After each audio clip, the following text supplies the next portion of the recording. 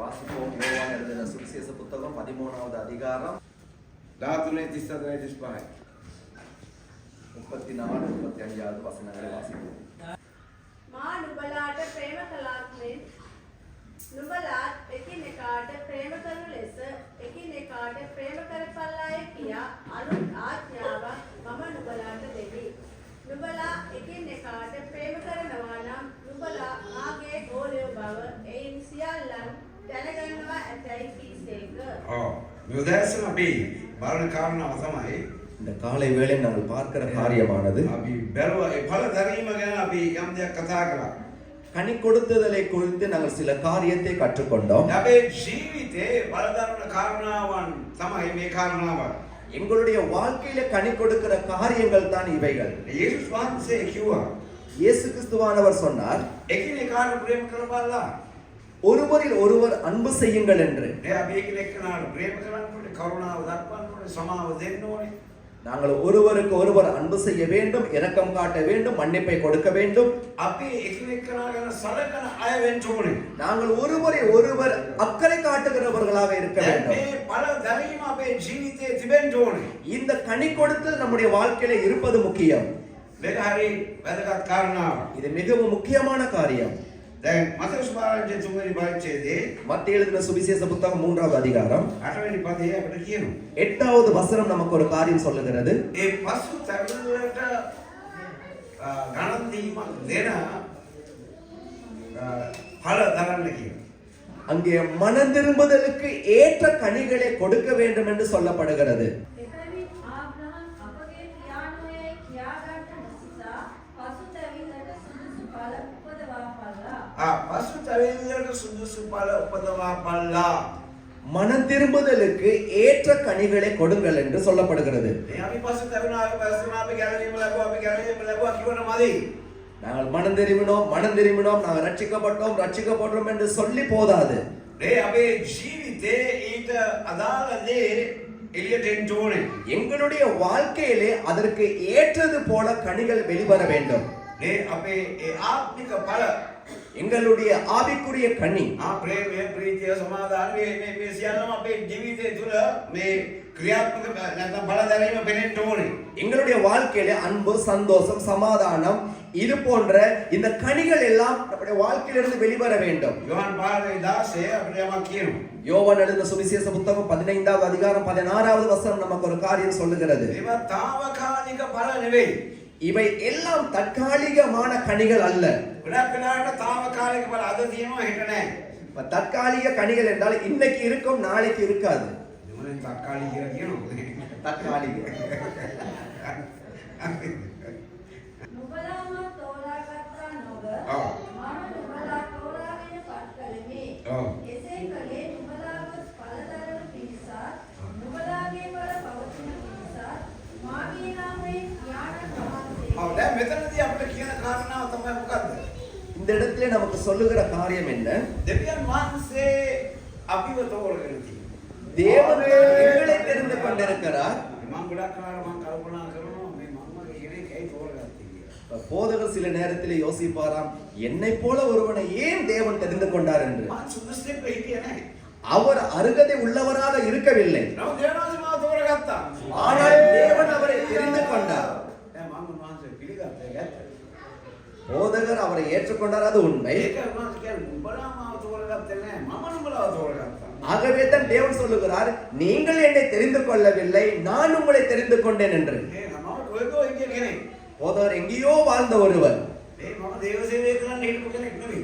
தேவனுடைய ஊழியத்தை செய்ய நினைத்தவரும் அல்ல அவர். නෑ අපි පිටස්තරව අපි සේවයක් කරා. வெளிப்படையாக ஊழியத்தை செய்தார் அவர். අපි ලෝකෙට පේන්න සේවයක් කරා කාලයකදී. உலகத்துக்கு தெரிய சில வேலைகளை செய்தார் அவர். වෙනත් සභාවක ඉන්නකොට வேறு சபையில இருக்கும் பொழுது ඒ අපි මිනිස්සුන්ට පේන්න අපි සේවය කරා. එක එක අඳුන් ඇඳගෙන මේවා කරගෙන අපි සේවය කරා. பலவிதமான ஆடைகளை அணிந்து கொண்டு மனுஷர்கள் பார்க்கிறதுக்காக சில ஊழியங்களை செய்தார். නමුත් ஆனாலும் ඒ සේවය අපි ගොඩක් වෙලාවට කරේ අපේ උවමනාව. அந்த ஊழியத்தை செய்தது அவருடைய தேவைக்காகவே. දැන් අපි ඒ ඵල දැරීම ඵල පවතින ඵලයක් වෙන්න ඕනේ. கனி கொடுக்கவும் வேண்டும், அதே போல அந்த கனி நிலைத்திருக்கவும் வேண்டும். දැන් අපි දන්නවා எங்களுக்கு தெரியும் නේ අපි බොහෝ අයගේ ජීවිතවල නේ අපේ එක්ක හිටිය අය අපිට පෙර හිටිය අය ඒ පාලකවරු ඒ වගේම දේව සේවක සේවිකාවන් ඒ අයගේ ජීවිතේ ඵල දැරීම නිසා තමයි අද ඔබත් මත් මෙතන ඉන්නේ. இன்னைக்கு போதகருடைய வாழ்க்கை எடுத்துக்கொண்டால் அவருக்கு முன்பு இருந்தவர்கள் இப்போது இருக்கிறவர்கள் அவர்களுடைய வாழ்க்கையிலிருந்து கனி கொடுத்தபடியினாலே தான் இன்று நீங்களும் நானும் இந்த இடத்துல இருக்கிறோம். ඒ අපි හැම කෙනෙක්ම ඵල දරන අය පමණක් නෙවෙයි. ஆகவே நாம் ஒவ்வொருவரும் கனி கொடுக்கிறவர்களாக மாத்திரம் அல்ல, මම හැම බලකට ඵල පවතින්න ඕනේ. நாங்கள் எங்களை திரும்பி பார்க்கும் பொழுது அந்த கனிகள் நிலைத்திருக்க வேண்டும். නේ අද අපි එක ජීවිතයක් ගත්තා. நாங்கள் ஒரு வாழ்க்கை எடுத்துக்கொண்டால், නේ අපි ශාන්තිගේ ජීවිතයක් ගත්තා. சகோதரி சாந்தி அவர்களுடைய வாழ்க்கை எடுத்துக்கொண்டால், අද මේ ස්ථානයේ තියෙන්නේ ඒ නිසා. இன்னைக்கு இந்த ஆலயம் இருக்கிறது அவருடைய வாழ்க்கையினாலே. අද මෙතන ඉන්න අයගෙන් සෑහෙන ප්‍රමාණයක් ඉන්නේ ඇගේ ජීවිතේ නිසා. இன்னைக்கு இந்த இடத்திலே அமர்ந்திருக்கிறவர்களில் நிறைய பேர் இன்னைக்கு இருப்பதற்கான காரணம் அவருடைய வழிகாட்டலே. ඒ බල පවතිනවා. அந்த கனிகள் நிலைத்திருக்கிறது. ஆமென். මොකද ඒ බල තවත් බල දරනවා. அந்த கனிகள் மீண்டும் நிலைத்திருக்கக்கூடிய கனிகளை கொடுக்க வேண்டும். නේ ඒ අපි දකින්න ඕන කාරණාව තමයි ஆகவே நாங்கள் காண வேண்டிய காரணம் என்னவென்றால், අපි බල දරන අය වෙන්න ඕනේ. நாங்கள் கனி கொடுக்கிறவர்களாக இருக்க வேண்டும். මේක ස්වාමීන් වහන්සේගේ කැමැත්ත, அது தேவனுடைய விருப்பம், උන්වහන්සේගේ සැලැස්ම, அது அவருடைய திட்டம். උන්වහන්සේ අපිව තෝරගෙන அவர் எங்களை தெரிந்து கொண்டு මේක තේරුම් අරගත්තාම இதை நாங்கள் புரிந்து கொண்டால், දෙවියන් වහන්සේ මාව තෝරගෙන තියෙනවා. தேவன் தான் என்னை தெரிந்து கொண்டிருக்கிறார் என்று බල දරන. கனி கொடுக்க, එහෙම තේරුම් ගැනීමක් තියෙනකොට இப்படிப்பட்ட ஒரு புரிந்து கொள்ளுதல் இருக்கும்போது තමයි බල දරන්න අමාරුවක් නෑ. நீங்கள் கனி கொடுக்க ரொம்ப கஷ்டமே இருக்காது. නේ ඒ හැම අතින්ම எல்லா விதத்திலும் තමගේ ජීවිතේ உங்களுடைய வாழ்க்கையிலே ඒ වෙනස් වීම ஒரு வித்தியாசம். තමා කතා කරනකොට පවා நீங்கள் பேசும் பொழுது கூட මනුෂ්‍යන්ගේ ජීවිත වෙනස් කරන ස්වභාවයක් තියෙන නැත්නම් ඒ කතාවේ වස්තුවක් නැත්නම් ගන්න දෙයක් තියෙනවා. அவர்கள் அந்த கதையை கேட்கக்குள்ளேயே அவருடைய வாழ்க்கை மாறலாம். அப்படி இல்லாவிட்டால் நீங்க சொல்ற கதையை கேட்கும் போதே அதிலே ஒரு சொத்து இருக்கிறதை புரிந்து கொள்வார்கள். අපි මෙතන හිටියවනා ඒගොල්ලෝ කතා කරන අවස්ථාවේ අපි ලබාගත් දේවල් බොහෝයි. ஆகவே முன்பு இருந்த தலைவர்கள் பேசும் பொழுது அவருடைய கதையிலிருந்து எடுத்துக்கொண்டவைகள் அநேகம்.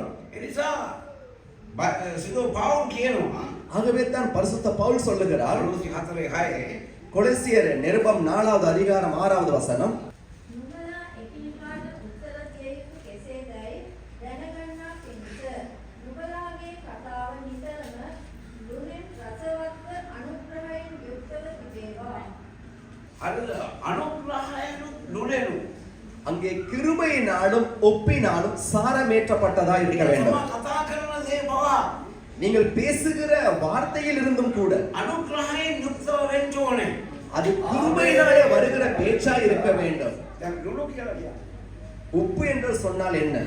ලුණු වලින් කරන දේ තමයි සංරක්ෂණය නැත්නම් ප්‍රිසර්ව් සංරක්ෂණය කරන දේ.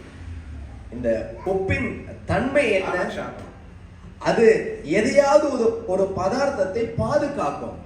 ඒ කාලයක් දීර්ඝ කාලයක් තබා ගන්න අපි ලුණු වලට දාලා තිබුණා. இப்ப ரொம்ப காலம் பாதுகாத்து வைக்க வேண்டும் என்றால் அதிலே நாங்கள் உப்பை கலப்போம். ඒ වගේ මේ අපේ කතාව ලුණෙන් කියන්න ඕනේ. ஆகவே நாங்க பேசுகிற பேச்சு உப்பாலே சாரமேற்றப்பட்டதா இருக்க வேண்டும்.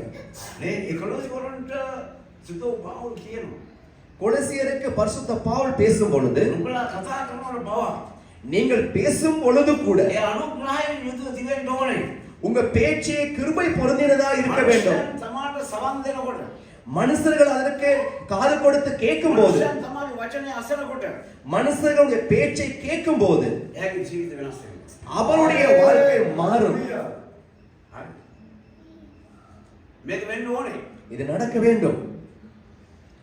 අපි උන්වහන්සේ සමග நாங்கள் அவரோடு கூட නැවත නැගිටලා තිබෙනවා නම් நாங்கள் அவரோடு கூட மீண்டும் உயிர்த்தெழுந்திருப்போம் என்றால் උන්වහන්සේගේ ආත්මෙන් වහන්සේගේ බලය අපතුල ක්‍රියා කරනවා. அவருடைய ஆவியாருடைய வல்லமை எங்களுக்குள்ளே செயல்படும். කොලොසි 3:22 23 අපි කියමු. கொலோசியர் 3வது அதிகாரம் 22 23வது வசனங்களை வாசிப்போம். නාසයෙහි මනුෂ්‍යයන් සතුටු කරන්නන් මෙන් පෙනීමට නොව ස්වාමීන් වහන්සේ කෙරෙහි බය ඇතුව හිතේ අවංකකමෙන් මාංශාකාරයෙන් නුඹලාගේ ස්වාමිවරුන්ව සිටින්නන්ට සියල්ලෙහිදී කීකරු වෙයලා අපි මේක පොඩ්ඩක් මේක දිහා අපි මෙතන කියන්නේ මොකද්ද? இந்த வசனத்தை மெதுவாக வாசிப்போம். அது என்ன අපි சொல்லப்படுகிறது? සේවය කරනවා කියලා අපි කියනවා. நாங்க சொல்றோம் நாங்க ஊழியம் செய்யறோம் தானேன்னு சொல்றோம். අපි සේවය කරනවා කියලා කියන්නේ අපි මේ දේව සේවය පමණක් නෙවෙයි. ஊழியம் செய்வது என்று சொல்லுவது தேவனுடைய ஊழியத்தை செய்வது மாத்திரம் அல்ல. මේ පදේ ගත්තොත් අපිට இந்த வார்த்தையை நாங்கள் எடுத்துக்கொண்டால் අපිට කියන ඉස්සරහා මොනවද කියන්නේ? முதலாவது என்ன சொல்லப்படுகிறது? නාසයෙහි මනුෂ්‍යයන් සතුටු කරන්නන් මෙන් පෙනීමට නොව මනුෂ්‍යයන් සතුටු කරන්නන් මෙන් මනුෂ්‍යයෝ සතුටු කරන්න පේන්න වැඩ කරනවා. மனுஷர்களுக்கு பிரியமாய் இருக்கிறதுக்காக ஊழியம் செய்வது. මේක නවත්තන්න. இதை நிறுத்த வேண்டும். ගොඩක් වෙලාවට වෙන දේ මේක තමයි මිනිස්සු සතුටු කරන්න සමහර දේවල් කරනවා. மனுஷர்களை சந்தோஷப்படுத்த சில வேலைகளை செய்கிறோம். අපි මේක කරන්නේ මනුෂ්‍යයෝ සතුටු කරන්න. இதை செய்வதற்கு காரணம் என்ன? மனுஷர்களை சந்தோஷப்படுத்த. ඒතකොට වචනේ කියන මේක කරන්න එපා. வசனம் சொல்லுகிறது அப்படி செய்ய வேண்டாம் என்று. වැඩ කරන්න එපා. மனுஷரை பிரியப்படுத்துகிற வேலை செய்ய வேண்டாம் என்று. මෙයා සතුටු වෙයි මෙයා අසතුටු වෙයි ඒ නිසා මේක නෑ අවශ්‍ය නෑ. அவங்க சந்தோஷப்படுவாங்க இவங்க சந்தோஷப்பட மாட்டாங்க அப்படி அல்ல.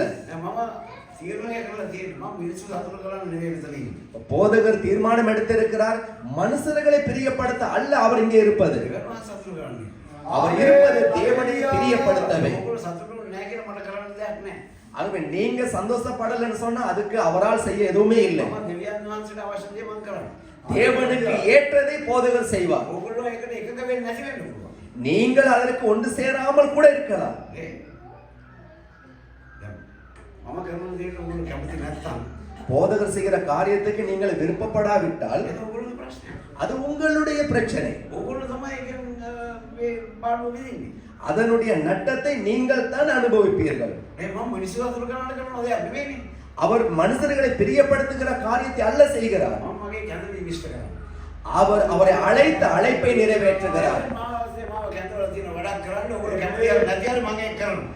தேவன் அவரை அழைத்திருக்கிறார். அந்த அழைப்பை நாம் சந்தோஷப்பட்டாலும் பிரியப்படாவிட்டாலும் அவர் அதை செய்வார். ඔයගොල්ලන්ට අමාරු වෙන්න පුළුවන්. ඒක මට අදාළ නැහැ.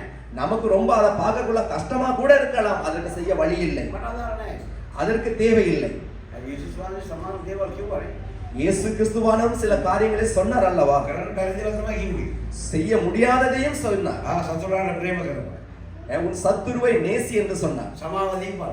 மன்னிப்பை கொடு என்று சொன்னார். අපි ඒක කිව්වා. இந்த மாதிரி சொன்னார். මේ සමහරවිට ඔයගොල්ලෝ කියනවා අයියෝ ස්වාමීන් වහන්සේ දන්නේ මට මේ මිනිස්සයා කරලා තියෙන කොයි සමාව දෙන්නද මං. நீங்க சில நேரம் சொல்லலாம் கர்த்தருக்கே தெரியாது இந்த மனுஷன் எனக்கு செஞ்சிருக்கிற அநியாயம்னு சொல்லி. නමුත් ஆனாலும் පැහැදිලිවම தெளிவாகவே මිනිස්සු සතුටු කරන්න තමන් වැඩ කරනවා නම් ඒකේ විපාකේ තමයි විඳලා ඉවරයි. மனுஷர்களை பிரியப்படுத்தக்கூடிய ஊழியத்தை நீங்க செய்ய விரும்பினால் அதற்கான பலனை நீங்கள் அடைந்து விட்டீர்கள். ඊළඟ මොනවද කියන්නේ? அடுத்து என்ன சொல்லப்படுகிறது? ස්වාමීන් වහන්සේ කෙරෙහි බය ඇතුව හිතේ අවංකකමෙන් මාංශාකාරයෙන් right then I මේ කරන දේ இங்க சொல்லப்படுகிறது நாம் செய்கிற காரியத்தை දැන් මෙතනදී තමන් සේවය කරනවා කියන්නේ එතන කියන්නේ තමන්ගේ ස්වාමියා කියන්නේ කවුද? තමන් වැඩ කරන තැන. இப்போ எஜமான் என்றால் யார்? நீங்கள் வேலை செய்கிற ஒரு இடம். හරිද? එහෙම නැත්නම් තමන් නායකයෙක් යටතේ වැඩ කරනවා. அப்படி இல்லாவிட்டால் ஒரு தலைவனுக்கு கீழே வேலை செய்வது. ඒගොල්ලෝ කියන දේ අහන්න නැත්නම් அவர்கள் சொல்றதை கேட்காவிட்டால் හරිද? ඒක ස්වාමින් වහන්සේට කරන දෙයක් හැටියට හිතන්න නැත්නම් அது கர்த்தருக்கு செய்கிற ஒரு வேலை என்று நினைக்காவிட்டால் ඒක අවංකවම කරන්නේ නැත්නම් அதை உண்மையான இருதயத்தோடு செய்யாவிட்டால் ඒක වැඩක් නෑ. அது செய்து பிரயோஜனம் இல்லை. ඒ කාටවත් அது யாருக்குமே பிரயோஜனம் இல்லை. වැඩකුත් නෑ. அது போதவருக்கும் பிரயோஜனம் இல்லை. තමාට ඇති වැඩකුත් නැහැ දෙවියන් වහන්සේට ඇති වැඩකුත් නැහැ. அது உனக்கும் பிரயோஜனம் இல்லை, தேவனுக்கும் பிரயோஜனம் இல்லை. මටත් වැඩක් නැහැ තමයි. போதகருக்கும் அதனாலே பிரயோஜனம் இல்லை. ඔව් කියවන්න. මාංශාකාරයෙන් ඔව්. නුඹලාගේ ස්වාමිවරුන්ව සිටින්නට ඔව්. සියල්ලෙහිදී කීකරුවය. දැන් මේක හරිය අමාරු දෙයක්. இது ரொம்ப கஷ்டமான காரியம். දැන් මේක කියපුවාම නම මාංශාකාරී දැන් ඒක ස්වාමීන් වහන්සේ කියන මේ ආත්මික කට්ටියට කියලා තියෙනවද? ஆவிக்குரியவர்கள் என்றா சொல்லப்படுகிறார் இல்லை, සාමාන්‍ය වශයෙන් சாதாரணமானவர்களுக்கு. මේ අද මූලික කාරණා තියෙනවා. இன்னைக்கு முக்கிய காரியங்கள் உண்டு. නේ අද පුරුෂයා භාර්යාව இன்னைக்கு கணவன் மனைவி, භාර්යාව කීකරු නැහැ. இன்னைக்கு மனைவி கீழ்ப்படிவதில்லை, දරුවන් කීකරු නැහැ. பிள்ளைகள் கீழ்ப்படிவதில்லை, නේ පුරුෂයා කීකරු නැහැ. கணவனும் கீழ்ப்படிவதில்லை. නේ තමන් ස්වාමියාට කීකරු නැහැ. நீங்கள் கணவனுக்கு கீழ்ப்படிவதில்லை, දෙවියන් වහන්සේට කීකරු නැහැ. தேவனுக்கும் கீழ்ப்படிவதில்லை, සභාවට කීකරු නැහැ. சபைக்கும் கீழ்ப்படிவதில்லை. මේක පේනවා මේක පේන්නේ තමන්ගේ ජීවිතේ. இது எல்லாம் எங்கே தெரிகிறது? உங்களுடைய வாழ்க்கையில இருந்துதான். වෙන පේන ක්‍රමයක් නැහැ. வேறு வழி இல்லை அது வெளிப்படுவதற்கு. මේ පේන දේවල් ගැන තමයි සුද්ධ පවුල් කතා කරන්නේ. இப்படி வெளியே தெரிகிறவைகளை தான் பரிசுத்த பவுல் பேசுகிறார். මේ මාංශේ අණුව හරි කරන දේ දෙවියන් වහන්සේට කරනවා කියලා හිතලා කරන්න කියලා කියන්නේ. ஆகவே நீங்க மாம்ச ரீதியாக சரி செய்கிறதை அது தேவனுக்காக செய்கிறேன் என்று நினைங்கள் என்று சொல்லுகிறார். කොහොමද කියන්නේ? எப்படி சொல்லப்படுகிறது? ස්වාමීන් වහන්සේ කෙරෙහි බය ඇතිව ස්වාමීන් වහන්සේ කෙරේ බය ඇතිව ස්වාමියාට බය ඇතිව නෙවෙයි. ස්වාමීන් වහන්සේ කෙරේ බය ඇතිව ස්වාමීන් වහන්සේ ස්වාමියාට බය වෙන්නේ. தேவனுக்கு பயப்படுகிறவர்களாக என்று சொல்லப்படுகிறது. ස්වාමීන් වහන්සේ කෙරෙහි බය ඇතිව හිතේ අවංකකමෙන් මාංශාකාරයෙන් නුඹලාගේ ස්වාමිවරුන්ව සිටින්නන්ට සියල්ලෙහිදීම කීකරු වන්න. සමහර දේවල් වල කීකරු වෙන්න කියලා තියෙනවද? சில விஷயங்கள்ல மட்டும் கீழ்ப்படிங்கன்னு சொல்லி சொல்லப்படுது. නෑනේ සමහර දේවල් වල විතරයි නෑ අනිත් දේවල් නෑ අපිට ඕන විදියට අපි ඉඳලා අපි පුළුවන් විදියට අපි මෙහෙම කරගෙන යන්න. சில விஷயங்களுக்கு மட்டும் கீழ்ப்படிஞ்சிட்டு எங்களுக்கு முடியுமான எல்லாத்தையும் செஞ்சுட்டு நாங்க அப்படியே செஞ்சுக்கிட்டு போவோம். ඒක එහෙම හරියන්නේ නෑ. அது அப்படி செய்து சரி வராது. ඒක හරියන්නත් බෑ. அது சரி வரவும் முடியாது. සමහර ඕන දේ කරලා உங்களுக்கு வேண்டியவைகளை செய்து ඉරිදාට ඇවිල්ලා මෙතන ඉඳගත්තට මුකුත් වෙන්නේ නෑ. ஞாயிற்றுக்கிழமை வந்து இந்த இடத்துல அமர்ந்தால் ஒன்றுமே நடக்காது. ස්වාමීන් තුල අකීකරු වෙලා ඉවරයි. ஏனென்றால் ஒரு வாரம் முழுவதும் கீழ்ப்படியாமல் போய்விட்டோம். තේරුණාද මන්ද? நான் சொல்லுவது உங்களுக்கு புரிகிறதோ தெரியவில்லை. කියන දේ කරන්නේ. சொல்லுவதை செய்வதில்லை, කරන්න තියෙන දේ කරන්නේ. செய்ய இருக்கிறதையும் செய்வதில்லை. නේ අද මිනිස්සුන්ට තියෙන ලොකු අමාරුවක් කැප වෙන්න බැරි අමාරුවක් තියෙනවා. இன்னைக்கு மக்களுக்கு ஒரு பெரிய கஷ்டம் இருக்கிறது என்னவென்றால் தங்களை அர்ப்பணிக்க முடியாதபடிக்கு ஒரு கஷ்டம் இருக்கிறது. කරන්න ඕන දේට කැප වෙන්න. செய்ய வேண்டியதற்கு தன்னை அர்ப்பணிக்க வேண்டும். මගේ ජීවිතේ என்னுடைய வாழ்க்கை නේ යම් දෙයක් කරන්න නම් මම ඒකට කැප වෙන්න. ஒரு வேலை செய்ய வேண்டும் என்றால் அதற்கு என்னை நான் அர்ப்பணிக்க வேண்டும். 23 වෙනි පදේ කියවද? නුඹලාට නුඹලාගේ විශ්වාසය වූ උරුමය ස්වාමීන් වහන්සේගෙන් ලැබෙන බව දැන අද පොඩ්ඩක් කියන්න. අද ගොඩක් අය දන්නේ නැහැ. இன்னைக்கு ரொம்ப பேருக்கு தெரிவதில்லை. එයාට ලැබෙන මේ විපාකය ලැබෙන්නේ දෙවියන් වහන්සේ. அவர்களுக்கு கிடைக்கிற பலன் தேவனாலே கிடைக்கிறது என்று. ඒගොල්ලෝ හිතන්නේ මේ අරයට කරලා වැඩක් නැහැ, මෙයාට කරලා වැඩක් නැහැ, තව කෙනෙකුට කරලා වැඩක් නැහැ කියලා නේ. அவங்க நினைக்கிறாங்க இவங்களுக்கு செஞ்சு பிரயோஜனம் இல்லை, இவங்களுக்கு செஞ்சும் பிரயோஜனம் இல்லைன்னு சொல்லி நினைக்கிறாங்க. අපේ ස්වාමියාට කරලා වැඩක් නැහැ. எங்களுடைய எஜமானுக்கு செய்தும் பிரயோஜனம் இல்லைன்னு நினைக்கிறாங்க. සභාවට කරලා වැඩක් නැහැ. சபைக்கு செய்தும் பிரயோஜனம் இல்லை. නෑ මම අහලා තියෙනවා මෙච්චර කාල මම අවුරුදු ගාණක් සේවය කළා බලන්න මට මුකුත් ලැබිලා නැහැ. பாஸ்டர் காது கேட்க சொல்றாங்க, நான் இத்தனை வருஷம் ஊழியம் செஞ்சேன், எனக்கு எதுவுமே செய்யல. මගේ ජීවිතෙන් භාගයක් ගිහිල්ලා ඉවරයි. என் வாழ்க்கையில அரவாசி காலம் போய் முடிஞ்சிருச்சு. ඇයි ஏன் அப்படி பேசுறாங்க? මේක විශ්වාස කරන්න බැහැ. இந்த வசனத்தை விசுவாசிக்காமல் இருப்பதுதான் காரணம். අවසානයේ විපාකය දෙන්නේ දෙවියන් වහන්සේ. பலனை தருவது தேவன். විපාකය දෙන්නේ දෙවියන් වහන්සේ. பலனை தருவது தேவன். මට විපාකයක් තියෙනවා. எனக்கு ஒரு பலன் உண்டு. ඔව් මට දැන් ඒක පේන්නේ නැහැ. ඔව් ඇත්තයි. அது இப்போது கண்ணுக்கு புலப்படுவதில்லை, உண்மை. දැන් ඒක මට පේන්නේ නැහැ. அது இப்போது புலப்படுவதில்லை.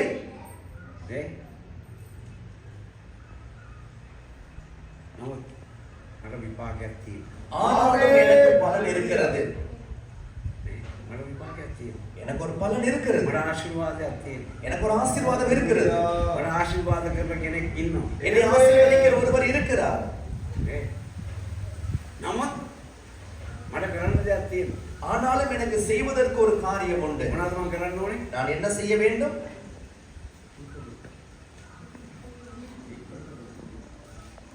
ඒ බොහොම හිමීටිය. කීකර වැඩක් මොනවද කියන්නේ කියලා දෙන්නවා කියන්නේ. எதை செய்தாலும் அதை மனுஷர்களுக்கு என்று செய்யாமல் මොනවා අන්න උතන තමයි ප්‍රශ්නේ තියෙන්නේ. මේකනේ අපි වෙන් කරනෝනේ. මේක ආත්මිකයි, මේක භෞතිකයි, මේක තව මොකක් හරි නෑ. මෙතන මොනවද කියන්නේ? මොනවා කරා ඔය කියන්නේ මනුෂ්‍යයන්ට නොව ස්වාමීන් වහන්සේට මෙන් ඒක තමයි කියන්නේ මේ අතුලාන්තයෙන්ම සම්පූර්ණ සිතකින් හදවතින්ම කරන දේ කරන්න. ஆகவே எதை செய்தாலும் அதை முழு இருதயத்தோடு மனப்பூர்வமாய் செய்வது முக்கியம். දැන් මේ ආකාරයෙන් සමාගයේ ජීවිතේ ඵල දරනවද? இந்த பிரகாரமாக உங்களுடைய வாழ்க்கையில கனி கொடுக்கிறீர்களா? මට එක එකනා අඬගාලා අහන්න බෑ. ஒருவரை கூப்பிட்டு கேட்க முடியாது. මේක තමා දන්නවා තමා කරනවද නැද්ද කියලා. இது உங்களுக்கு தெரியும் உங்கள் வாழ்க்கையில கனி இருக்கிறதா இல்லையா என்று. ඔබ දන්නවා உங்களுக்கும் தெரியும் කීක වෙනවද නැද්ද කියලා. கீழ்ப்படுகிறீர்களா இல்லையா என்று. ඒ සමහර අයට කියන දේ නෙවෙයි ඔව් කියලා මෙතනින් ගිහිල්ලා එහා පැත්තට ගිහිල්ලා වෙන දෙයක් කරනවා. இப்ப சிலருக்கு ஒரு விஷயத்தை பாஸ்டர் சொல்லக்குள்ள இன்னைக்கு இங்க வச்சு சொல்லக்குள்ள ஆமா ஆமா சரி சரின்னு கேட்பாங்க, போயிட்டு வேற ஒண்ணு செய்வாங்க. දැන් මේක මගේ අත්දැකීම නෝ කියන්නේ. இது போதகருடைய அனுபவத்தை சொல்றாங்க. මේ මන් දන්නවා ආත්මික දේත් ඔය වගේ තමයි. அப்ப ஆவிக்குரிய வேலையும் அப்படித்தான் செய்வாங்க. සාමාන්‍ය දේත් ඒ වගේ තමයි.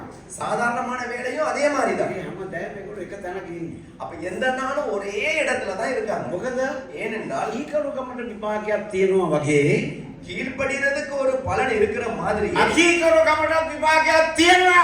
கீழ்ப்படியாமல் போவதற்கும் ஒரு பலன் இருக்கிறது. நான் சொன்னது புரியவில்லை. ඒවනා හොඳයි. உங்களுக்கு புரிந்து கொண்டால் ரொம்ப நல்லது. කියන දේ අහන්න බැරි නම් ඒකටත් විපාකයක් තියෙනවා. சொல்றதை கேட்க முடியாட்டி அதற்கும் பலன் இருக்கிறது. දුක් විඳින්නේ මං නෙවෙයි තමාම තමයි. அங்கே பாடுகளை அனுபவிக்க போறது போதகர் அல்ல, நீங்கள் தான். කරදර වැඩි වෙන්නේ තමාට මට නෙවෙයි. கஷ்டங்கள் கூட போறது போதகருக்கு அல்ல, වේදනාව වැඩි වෙන්නේ ඔබට. வேதனையும் உங்களுக்கு தான் அதிகரிக்கும். මේ ප්‍රොපේටරයාට කීකර වෙන මනුස්සයා මොනවද සඵල වෙනවා කියලා. அங்கே தீர்க்கதரிசியுடைய பேச்சுக்கு கீழ்ப்படுகிற மனுஷன் விருத்தி அடைவான் என்று சொல்லப்படுகிறது. දෙවියන් වහන්සේගේ මනුස්සයාට කීකර වෙනවා නම් Tamanට ආශිර්වාද තියෙනවා. தேவனுடைய மனிதனுக்கு கீழ்ப்படிந்தால் அதற்கான ஆசீர்வாதம் உங்களுக்கு இருக்கும். ඒක අද හෙට අනිද්දා වෙන්න පුළුවන්. තව මාසෙකින් වෙන්න පුළුවන්. තව අවුරුද්දකින් වෙන්න පුළුවන්. அது நேற்றோ இன்றோ நாளைக்கோ ஒரு மாசமோ இன்னொரு மாசத்திலேயே கூட ஆகலாம். නමුත් ஆனாலும் වගකීම තියෙන තමාගේ අතේ. பொறுப்பு உங்கள் கையிலே உண்டு. තමා ඒක කරනකොට நீங்கள் அதை செய்யும் போது හරි සමහර විට මම කියන දේවල් මේ මිනිස්සුන්ට තේරෙන්නේ නැහැ. சில நேரத்திலே போதகர் சொல்லிக் கொடுப்பது ஜனங்களுக்கு புரியாமல் கூட இருக்கலாம்.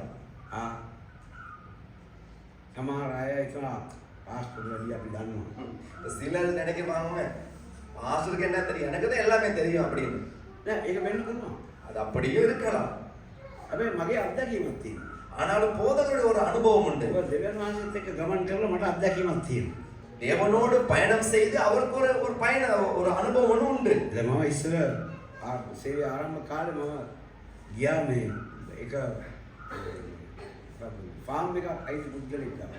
இப்ப அவருடைய ஊழிய ஆரம்ப காலகட்டத்திலே ஒரு பண்ணைக்கு சென்றாராம். යාම සුමානේ වගේ මම යනවා. இப்ப ஒவ்வொரு வாரம் மாதிரியா அவர் போய் வருவார். දෙන්න අය එතන ඉන්නේ. அந்த இடத்துல 2 பேர் இருப்பாங்க. ඒ වුණාට මම යනවා. ஆனாலும் பாஸ்டர் தொடர்ந்து போவார். අර ගිහලා කියනවා. அவர் போய் பேசிக் கொண்டிருப்பார். මේ දෙවියන් වහන්සේ දවසක් මම මේගොල්ලෝ කතා කරගෙන දෙවියන් වහන්සේගේ ආත්මය මට කිව්වා ඔබ මේක කියපන්. இப்போ ஒரு நாள் பேசிக் கொண்டிருக்கும் பொழுது ஆவியானவர் போதகருக்கு உணர்த்தினாராம், இதை நீ சொல்லு என்று. හරි මම ඉතින් ස්වාමීන් වහන්සේට කියන්න බලන්න ස්වාමීන් මම මොනවද දන්නේ කුකුළු ගැන. இப்ப பாஸ்டர் வந்து ஆவியானவர்கிட்ட சொல்றாராம், எனக்கு என்ன தெரியும் இந்த கோழி பண்ணையை பத்தி அப்படின்னு. මේ කුකුළු ගැන මම කිසිදයක් දන්නේ නැහැ. இந்த கோழியை பத்தி எனக்கு அதிகமா தெரியாதல்லவா. උඹට වැඩක් නෑ උඹ ඒක කියපන්. உனக்கு அதை பற்றி தேவையில்லை, நீ உனக்கு நான் சொன்னதை சொல்லு என்று சொன்னாராம். ඒ මං අහුව ඕකේ මේ ඔයා මේ මාසෙකට කුකුළු කී දෙනෙක් ගන්නවා? பாஸ்டர் கேட்டாராம் அந்த பண்ணையில இருந்தவங்ககிட்ட, ஒரு மாசத்துக்கு நீங்க எவ்வளவு கோழிகள் வளர்ப்பீங்க? ඒ ඔක 500ක් විතර ගන්නවා. ஒரு 500 கோழி மாதிரி எடுப்போம் அப்படின்னா. මං කිව්වා මේ ඒවනහස මට කියනවා කියන්නේ කුකුළු 1000ක් ගන්න කියලා. ஆவியானவர் எனக்கு சொல்றாரு 1000 கோழி குஞ்சுகளை நீ வாங்க சொல்லி. ඒ ඕමල කියනවා அப்ப அவர் பாஸ்டருக்கு சொல்றாரா? පාස්ටර් මොනවද කුකුළු ගැන දන්නවද? பாஸ்டருக்கு என்ன தெரியும் கோழிகளை பத்தி? කුකුළු ගැන දන්නවද පාස්ටර්? பாஸ்டருக்கு தெரியுமா கோழிகளை பத்தி? ඒක ඇත්ත වශයෙන්ම දන්නේ. பாஸ்டர் சொன்னாரா, உண்மையாவே எனக்கு தெரியாது. මම දෙවියන් වහන්සේ කිව්ව දේ මම කියන්නේ. தேவன் எனக்கு சொன்னதை நான் உங்களுக்கு சொன்னேன். ඒ ඕ ගොඩාක් දේවල් පැහැදිලි කරන්න පටන් ගත්තා. இப்ப நிறைய விஷயங்களை தெளிவுபடுத்த தொடங்கினார். මම අහගෙන නිකන් හිටියා. பாஸ்டர் கேட்டுக்கிட்டு அப்படியே அமைதியா இருந்தார். ඒ සභාවේ හිටියා මේ කුකුළු 100ක් ඇති කරන කාන්තාව. இப்ப சபையில ஒரு 100 கோழி குஞ்சுகளை வளர்க்கிற ஒரு சின்ன பண்ணையை செய்யற ஒரு பெண் இருந்தாங்க. ඒ කාන්තාව හැමෝම ස්වාමීන් වහන්සේ කිව්වා ඕකම කියපන් මේ කාන්තාවට. இப்ப அந்த பெண்ணை காணக்குள்ள ஆவியானவர் பாஸ்டருக்கு உணர்த்தினாராம், இந்த பெண்ணுக்கும் அதை சொல்லு என்று. ගොඩක් වෙලාවට මම මේ බිස්නස් අයිඩියාස් මගේ බිස්නස් අයිඩියාස් වල මිනිස්සු කැමති නෑ. இப்ப பாஸ்டருடைய பிசினஸ் ஐடியாவுக்கு ரொம்ப பேர் உடன்படுவதே இல்லை. ඒ මම කිව්වා பாஸ்டர் சொன்னார், ඔයා කුකුළු කී දෙනෙක් ගන්නවද? நீ எத்தனை கோழி குஞ்சுகளை வாங்குவாய்? අයියෝ පාස්ටර් 100යි ගන්නේ. 100 கோழி குஞ்சுகள் தான் பாஸ்டர் வாங்குவேன். මං කියන දේ අහනවා. நான் சொல்றதை கேட்பீங்களா? කියන්න පාස්ටර්. நீங்க சொல்லுங்க பாஸ்டர். 500ක් ගන්න. 500 கோழி குஞ்சுகளை வாங்குங்க. පාස්ටර් 500ක්. මං කියනවා මං දන්නේ. දෙවෙනි මාසෙ මට කිව්ව දේ මං කියනවා. 500 கோழி குஞ்சுகளை பாஸ்டர். பாஸ்டர் சொன்னாரு, எனக்கு தெரியாது, தேவன் சொல்றாரு, உங்களுக்கு சொல்ல சொல்லி நான் சொல்றேன், அவ்வளவுதான். එතකොට එයා කිව්වා දෙවියන් වහන්සේ පාස්ටර්ට කිව්වනම් මම ණය වෙලා දාන්න. தேவன் பாஸ்டருக்கு சொல்லி நான் கடை வாங்கி சரி அந்த 500 கோழி குஞ்சுகளை வாங்குவேன். එයා දැම්ම 500. அவர் 500 கோழி குஞ்சுகள் வாங்கி வளர்த்தார். අරයා දැම්මේ නෑ. அவர் வாங்கவில்லை. මාස දෙකකට පස්සේ 2 மாசத்துக்கு பிறகு අර ඒ ගෑනු ළමයා එනවා එනවා මේ මොනවද? ඕර බෑක් මල්ලකුත් අරගෙන. அந்த 500 கோழி குஞ்சு வாங்கி வளர்த்த பெண் ஒரு பெரிய போற பேக்ல சாமான்களை கட்டி எடுத்துட்டு வராங்க. හාල් එළවලු කුකුල් මාස් මං කොහෙද යන්නේ? அரிசி என்ன, பருப்பு என்ன, கோழி என்ன, எல்லாத்தையும் கட்டி எடுத்துட்டு வராங்க. பாஸ்டர் கேட்டாரு, எங்க போறீங்க சிஸ்டர்? මේ පාස්ටර් හම්බෙන්නේ. பாஸ்டர் உங்களை தான் சந்திக்க வந்தேன். මම right ஏன்? පාස්ටර් කිව්වානේ හරි. பாஸ்டர் சொன்ன வேலை சரியா வந்துருச்சு. කුකුල් මාස් රුපියල් 100කින් වැඩි වුණා. கோழி இறைச்சி 100 ரூபாய் விலை கூடிருச்சு பாஸ்டர். දැන් මං එයාගෙන් මේ බලාපොරොත්තු වෙන්නේ නෑ කුකුල් මාසෙයි හාල්ුයි එළවලුයි පොළොයි අරම ඔක්කොම සහිතිය. இப்ப பாஸ்டர் அந்த பெண் இடத்துல எதிர்பார்க்கல அரிசி, பருப்பு, கோழி, தேங்காய்லாம் எடுத்துட்டு வருவாங்கன்னு. හරිද? කුපේතවලගේ වචනට කුපේතවලගේ ආශිර්වාද තියෙනවා. ஆமென். ஆமென். தீர்க்கதரிசியுடைய வார்த்தைக்கு தீர்க்கதரிசியுடைய ஆசீர்வாதம் இருக்கும். මේ සමහර දේවල් කියලා මිනිස්සු ගණන් ගන්නෑ. சில விஷயங்களை சொல்லக்குள்ள மனுஷர்கள் கணக்கெடுக்கிறதே இல்லை. ඒ නිසා ஆகவேதான் මම කියන්නේ මේකයි. பாஸ்டர் இதைத்தான் சொல்லுகிறார். මට ඕනේ ඕගොල්ලෝ මොකක්ද කියන්නේ වර්ධනය වෙන්නේ. பாஸ்டருக்கு வேண்டும் நம்ம எல்லாரும் ஒரு நல்ல வளர்ச்சிக்கு வருவது. ඉන්න තත්ත්වයෙන් එහාට යන්නේ. நாங்க இருக்கிற நிலைமையிலிருந்து இன்னும் கொஞ்சம் முன்னேறி போவது. තමන්ගේ ආත්මිකත්වය වැඩි වෙන්නේ. நம்முடைய ஆவிக்குரிய வளர்ச்சி அதிகரிக்க வேண்டும். තමන්ගේ ආත්මික දැනීම වැඩි වෙන්නේ. நம்முடைய ஆவிக்குரிய அறிவு வளர வேண்டும். සාමාන්‍ය දැනීමක් වැඩි වෙන්නේ. சாதாரணமான அறிவும் வளர வேண்டும். තමන්ගේ ආර්ථිකය වර්ධනය වෙන්නේ. நம்முடைய பொருளாதாரத்திலும் நல்ல ஒரு முன்னேற்றத்துக்கு வர வேண்டும். මේ ඔක්කොම වෙන්නේ. இது எல்லாம் நடக்க முடியும். අපි බැලුවොත් එහෙම நாங்க பார்ப்போம் என்றால் බයිබලයේ පැහැදිලිවම තියෙනවා අපි සඵල වෙන්නේ කොහොමද කියලා. வேதத்திலே தெளிவாக எழுதி இருக்கிறது நாங்கள் எப்படி விருத்தி அடைய முடியும் என்று. අපි දේව රාජ්‍යයට ඇතුළත් වෙලා තියෙනවා නම් අපි වර්ධනය වෙනවා. நாங்கள் தேவனுடைய ராஜ்யத்துக்குள்ளே உள்ளே போயிருந்தால் நாங்கள் வளர்ச்சிக்கு வருவோம். ඉතින් සමාජයේ අවස්ථාව තියෙනවා. உங்களுக்கும் அதற்கான வாய்ப்பு உண்டு. දෙවියන් වහන්සේගේ මඟ පෙන්වීම තියෙනවා. தேவனுடைய வழிநடத்துதலும் உண்டு. සුද්ධාත්ම වහන්සේගේ මඟ පෙන්වීම තියෙනවා. பரிசுத்த ஆவியானுடைய வழிநடத்துதலும் உண்டு. මේ තමගේ ආර්ථිකය තමා හිතනවා වඩා දේ කරන්න පුළුවන් වෙනවා. பொருளாதாரத்திலே நீங்கள் நினைப்பதை விட பெரிய காரியத்தையும் செய்ய முடியும். එතනදී පළ දැරීම අවශ්‍යයි. அந்த இடத்திலும் கனி கொடுக்கிறது ரொம்ப முக்கியம். තමගේ ආර්ථිකය පළ දාන්න අවශ්‍යයි. உங்களுடைய பொருளாதாரத்திலே கனி கொடுப்பது முக்கியம். එක දවසෙන් ගෙලම් කරලා ඉවර කරන්න නෙවෙයි. ஒரே நாள்ல செலவு பண்ணி அழிப்பதற்கு அல்ல. පළ දරන එක පළ පවතින එක. கனி கொடுக்கவும் முடியும், கனி நிலைத்திருக்கவும் முடியும். හරි. මෙතන ඉන්න බෝසත් අය. இந்த இடத்துல இருக்கிறார்கள் ஐஸ்வர்யவான்கள். තාම ඒගොල්ලෝ බෝසත් වෙන්න දන්නේ නැහැ. அவர்களுக்கு இன்னமும் தெரிய மாட்டேங்குது எப்படி ஐஸ்வர்யவான் ஆகுவது என்று. තේරුන්නේ නැහැ මං කිව්වද? போதவர் சொன்னது புரியவில்லை. මොකද ඒක හල්ලුයා එකක්වත් ආවේ නැහැ. ஏனென்றால் ஒருத்தர் கூட அலையான்னு சொல்லவில்லை. අපිට මොකද ඒ කවුරු බෝසත් වුණා නේද? யாரு பணக்காரன் ஆனாலும் ஐஸ்வர்யவான் ஆனாலும் எனக்கு என்ன? නෑ ඒක නා ඕනේ වුණාවක් නෑ මට ගමන්නේ මට ඕනේ. ஏய், ஒரு தேவையுமே இல்லை தானே எனக்கு. ඒ විදියට කල්පනා කරන මිනිස්සු කවදාකවත් එළියට එන්නේ නැහැ. இந்த மாதிரி யோசிக்கிற ஜனங்கள் ஒரு நாளும் முன்னே வர மாட்டாங்க. නේ? මේක මේ සල්ලි මත කතාවක් නෙවෙයි. இது பணத்தை குறித்ததான ஒரு கதை அல்ல. මේක දෙවනාසගේ සයස්ම. இது தேவனுடைய திட்டம். ஆமென். අදන්න ඔයගොල්ලෝ ඒ විශ්වාස කරන්නේ නැත්te කියලා. எனக்கு தெரிய மாட்டேங்குது ஏன் இதை நீங்கள் நம்ப மாட்டேங்கிறீங்க என்று. ආ මේ සබලත්වයේ සුභ නෑ සුභාරංචිය සබලත්වයේ තමයි. சுவிசேஷமே ஒரு விருத்தி அடைதல் தான். සබලත්වයේ සුභාරංචියක් ඕනේ නෑ. සුභාරංචියම සබලත්වයේ තමයි. சுவிசேஷமே விருத்தி தான். සුභාරංචිය ආපු නිසා තමයි මම සබල වෙලා ඉන්නේ. சுவிசேஷத்தை கேட்டபடியினாலே தான் போதகர் விருத்தி මට அடைந்திருக்கிறார். කාටද කියන්න පුළුවන් මම සබල වෙලා ඉන්නේ කියලා. ஆகவே அவருக்கு பயம் இல்லாமல் சொல்ல முடியும் அவர் விருத்தி அடைந்து தான் இருக்கிறார் என்று. ඇයි? ஏன்? නෑ. ස්වාමීන් වහන්සේ තමයි මාව සබල කරන්නේ. கர்த்தர் தான் அவரை விருத்தி அடைய செய்திருக்கிறார். උන්වහන්සේගේ සලස්වල මම වැඩ කරනකොට அவருடைய திட்டத்துக்கு போதகர் வேலை செய்யும் போது උන්වහන්සේ මට ආශිර්වාද කරනවා. தேவன் அவரை ஆசீர்வதிக்கிறார். ඔබ උන්වහන්සේගේ සලස්වලට වැඩ කරනකොට நீங்கள் அவருடைய திட்டத்துக்கு வேலை செய்யும் போது ඔබ අනිවාර්යයෙන්ම සඵල කරනවා. உங்களையும் நிச்சயமாகவே அவர் ஆசீர்வதிப்பார். මේ අලුත් දැසන இன்னைக்கு காலை வேளையும் තමා හිර වෙලා ඇති. நீங்கள் நெருக்கத்தில் இருக்கலாம். මේ තමා යාඥා කරනවා ඇති දැන් මාස ගාණක් බලන්නකො මට තාමත් මේ විසඳුමක් නැහැ. மாச கணக்கா நீங்க ஜெபம் பண்ணிக்கொண்டே இருக்கலாம். பாருங்களே இதற்கு ஒரு பதிலே இல்லை என்று. නෑ අපි අභියෝග ගන්නවා. நாங்கள் சவால்களை எடுக்க வேண்டும். ස්වාමීන් වහන්සේත් එක්ක ගමනක් යන්න. கர்த்தரோடு பயணத்தை போக வேண்டும். අත්ත මිදිවැලේ පවතී නම් அங்கே கொடியானது செடியிலே நிலைத்திருந்தால் එය තනිව පළදරයි. அது தானாகவே கனி கொடுக்கும். ඔබ මිදිවැලට සම්බන්ධ වෙලා නම් පළදරන එක නවත්තන්න කිසි ජගතයකට බෑ. நீங்கள் திராட்சை செடியோடு இணைந்திருந்தால் கனி கொடுப்பதை எதனாலேயுமே தடுக்க முடியாது. ඒ නිසා ஆகவே තමා දේව රාජ්‍යයට අයත් පුද්ගලයෙක් හැටියට තමා සම්බන්ධ වෙලා ඉන්නේ. நீங்கள் தேவனுடைய ராஜ்யத்திற்கு உரிமை உள்ளவனாக நீங்க அங்கே நிலைத்திருக்கிறீர்கள். දැන් අද ගොඩාක් අය මං ගැලණි වල බලන්නේ සුද්ධාත්මය ලබලා ඉන්නේ. ඒ ඇත්ත මං ඔය යන්නම්.